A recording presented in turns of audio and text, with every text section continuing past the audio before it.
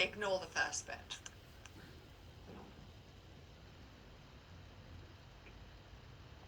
Level 1 Lip Speaking Training Examination Passage. Let's just get you comfortable. This passage will be approximately 10 minutes in length and read at 100 words per minute.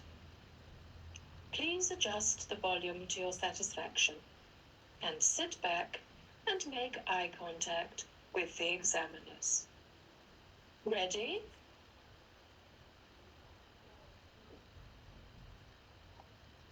How to live like a millionaire. I have always been interested in how rich people have made their money. 20 years ago, I actually made a study of how people become millionaires. I surveyed the residents in a very posh neighborhood and found something very peculiar. Many people who live in luxurious homes and drive expensive cars don't have much wealth. They may earn a fair amount of money. They spend it all. And then I discovered something even more peculiar. Many people who do have a lot of wealth don't live in these posh areas at all. In one large metropolitan area I surveyed, I found that only half of the actual millionaires in the survey area lived in the posh, expensive parts. This survey changed my life. I was then a professor of marketing at the State University of Georgia in America. I decided to leave this work and become a writer instead. I published 3 books on affluence and became an advisor to organizations that sell products to people who are wealthy. What people do not realize is that wealth is not the same as income. If you make £1 million every year, but you spend 1 million, then you are not getting wealthier. You're just having a wonderful time. Wealth is what you accumulate, not what you spend. How do you become wealthy? There, too, most people have got it wrong. It is rarely just good luck or inheritance, or even intelligence that builds fortunes.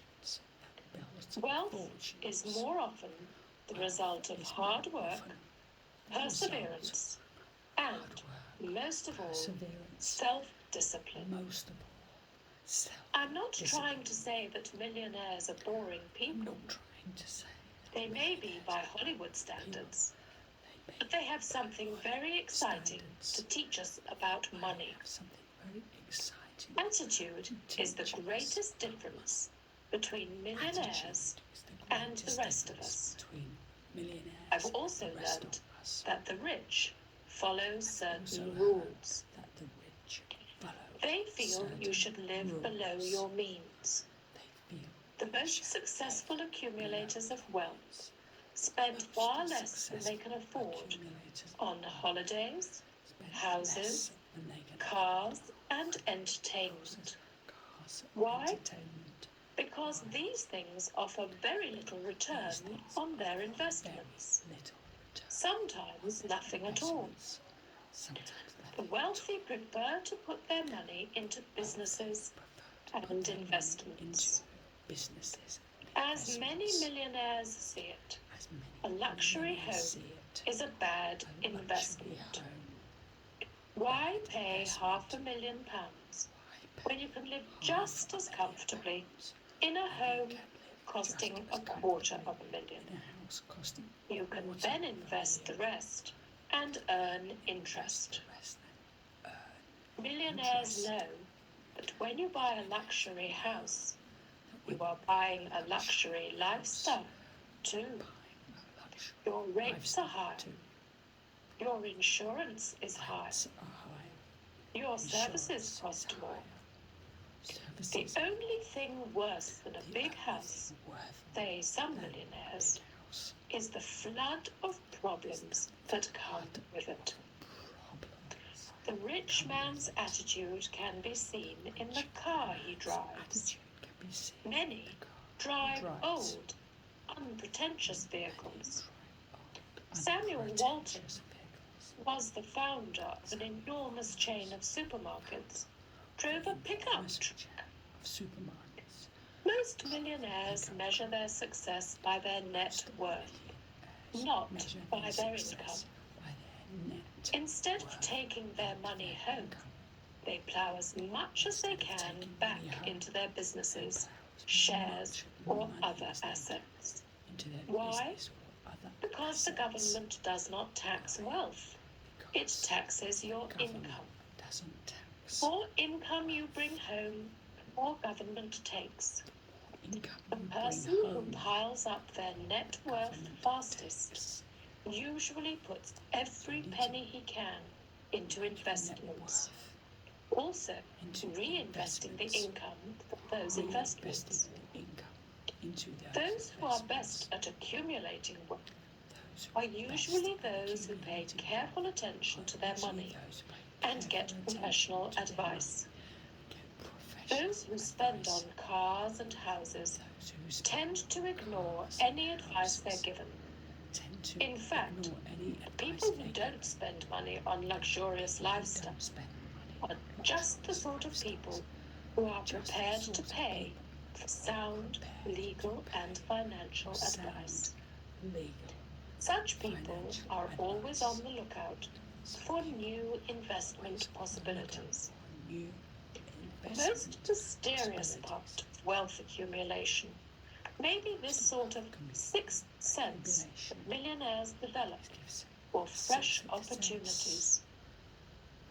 There was an example of this in my survey. This man was actually a doctor, and he had bought a plot of land near his surgery.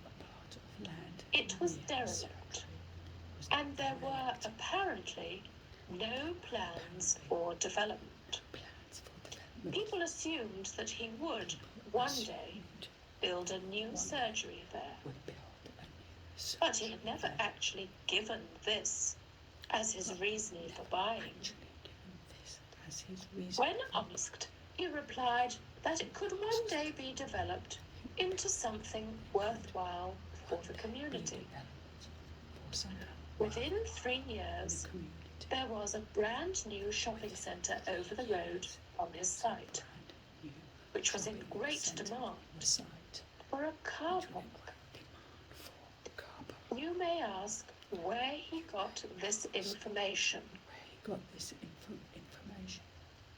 He was a well-loved doctor with what most people would describe as a marvellous bedside manner. His patients liked talking to him.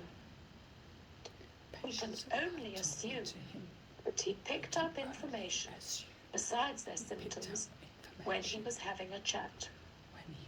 But he was shrewd and was able to sort out the sound tips from the town gossip.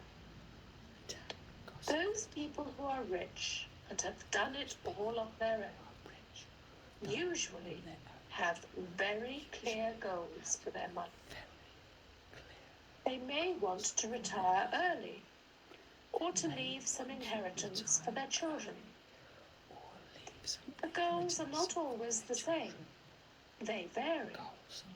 But two things are always the same. One, they have a figure in mind. For example, they may say they want to save a certain amount by the time they are 50.